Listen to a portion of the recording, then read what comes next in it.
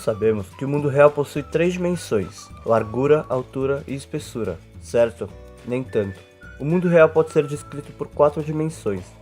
No início do século XX, o físico Hermann Minkowski descreveu geometricamente a teoria especial da relatividade, interpretando fenômenos físicos por meio de 3 dimensões espaciais e uma temporal. Não o percebemos diretamente, pois somos seres tridimensionais imersos em um espaço tetradimensional.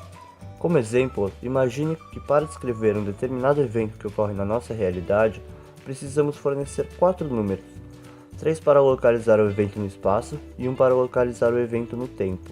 Para entender essa dimensão, que para nós é invisível, seria necessário representá-la na terceira dimensão, que nos é acessível. Ficou confuso? Que tal a quarta dimensão? Para abordar isso, vamos considerar um cubo.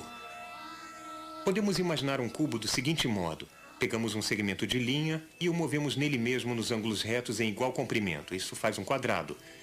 Mexa esse quadrado um comprimento igual nos ângulos retos nele mesmo e temos um cubo. Bom, este cubo, nós sabemos bem, projeta uma sombra. E essa sombra nós reconhecemos. Ela é, desenhada comumente nas salas de aulas da terceira série como 2 quadrados com seus vértices ligados. Se olharmos a sombra de um objeto tridimensional em 2 dimensões, vemos que, neste caso, nem todas as linhas parecem iguais, nem todos os ângulos são retos. O objeto tridimensional não foi perfeitamente representado em sua projeção em 2 dimensões, mas isso faz parte do custo de perder uma dimensão na projeção. Um hipercubo, ou tesseract, é um cubo de 4 dimensões. Não temos como construí-lo, pois somos seres tridimensionais. Podemos apenas construir a sua projeção no nosso espaço. Em um espaço de 4 dimensões, o hipercubo teria todas as arestas iguais. Talvez, para seres bidimensionais, fosse mais fácil observar que um cubo aberto nada mais é que 6 faces. Analogamente, o hipercubo seria formado por 8 cubos tridimensionais, como mostra esse modelo. A questão das dimensões extras vai muito além de uma análise geométrica do espaço. Desde o desenvolvimento da teoria da relatividade por Einstein, uma questão que sempre intrigou o físico alemão foi o fato das leis da força da gravitação e da eletricidade serem muito parecidas. Como aprendemos no ensino médio, ambas as forças dependem do inverso do quadrado da distância e diretamente do produto das massas ou das cargas. Isso levou a considerar que as duas forças fundamentais até então conhecidas pela ciência, a força gravitacional e a eletromagnética, poderiam ser descritas por uma mesma teoria. Apesar dessa semelhança, a intensidade com que cada força atua são muito distintas, sendo que a eletromagnética é bilhões de vezes mais forte que a gravitacional. Para entender melhor, consideremos uma analogia. Um homem à beira de um prédio alto corre sérios riscos de vida. Isso nos leva a pensar que a gravidade configura uma força muito poderosa. Porém, o que o impede de cair até o centro da Terra é uma fina camada de concreto, que repele uma força gerada pela Terra toda. As camadas mais externas de cada átomo do concreto, assim como no corpo do homem, são compostas por elétrons, que por sua vez repelem-se entre si. Seguindo adiante, em abril de 1919, o físico e matemático Theodor Kaluza percebeu que, realizando essa unificação partindo de um universo não com 4 dimensões, mas com 5 dimensões espaciais, as equações de Maxwell a respeito do eletromagnetismo eram automaticamente incorporadas. Posteriormente, novos desenvolvimentos foram feitos pelo matemático Oscar Klein. Embora essa realização tenha dado esperanças aos físicos de realizar essa unificação, a teoria não conseguia reproduzir outros resultados experimentais, fazendo com que os trabalhos de Kaluza e Klein fossem deixados de lado. Apesar dessa oportunidade, a ideia de incorporar dimensões extras só veio à tona novamente após o surgimento da teoria das cordas. Nesse meio tempo, em meados da década de 20, a mecânica quântica começa a ser desenvolvida, principalmente pelos físicos Werner Heisenberg e Erwin Schrödinger.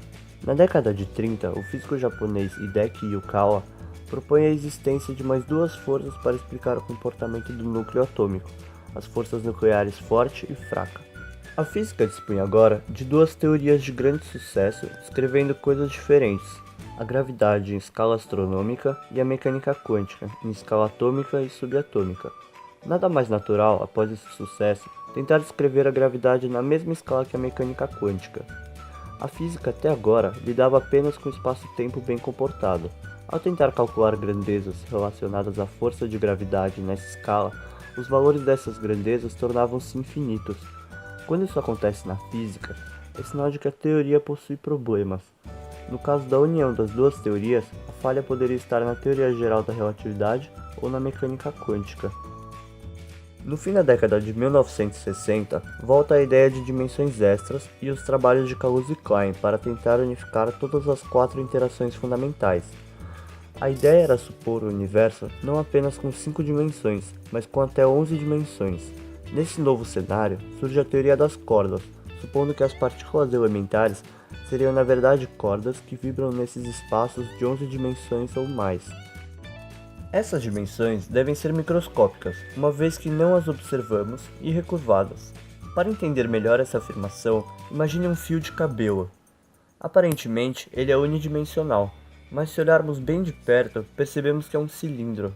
Do mesmo modo, o que para nós é um ponto, ou seja, 0 dimensões, apresentaria no âmbito quântico um pequeno volume, onde a matéria poderia se movimentar em 11 direções. Para poder representar uma variedade enorme de partículas com diferentes massas que existem em nossa realidade, as cordas devem se movimentar em espaços com mais de 4 dimensões e de diferentes maneiras, oscilando formando laços de diferentes tamanhos. A forma como se movimenta no espaço e os tamanhos de diferentes laços determinam a energia da corda, que determinam as massas e as interações que as nossas partículas terão, através da famosa relação de equivalência entre massa e energia. Energia é igual a massa multiplicado pela velocidade da luz ao quadrado. Podemos fazer uma analogia com o universo fio de cabelo, em que uma corda se movimenta através das dimensões do fio e interage primeiramente com uma dimensão extra, que é o círculo, como pode ser visto na imagem a seguir. Na segunda imagem, uma corda enrolada pode interagir com uma dimensão extra na forma de um toroide. Para conseguir explicar todas as propriedades das partículas que aqui observamos em nosso universo, são necessárias pelo menos 11 dimensões extras. A forma geométrica que satisfaz esses requisitos das partículas possui 6 dimensões extras e é conhecida como espaço de Calabi-Yau, em homenagem aos seus propositores, os matemáticos Eugênio Calabi e Xing-Tung Yau.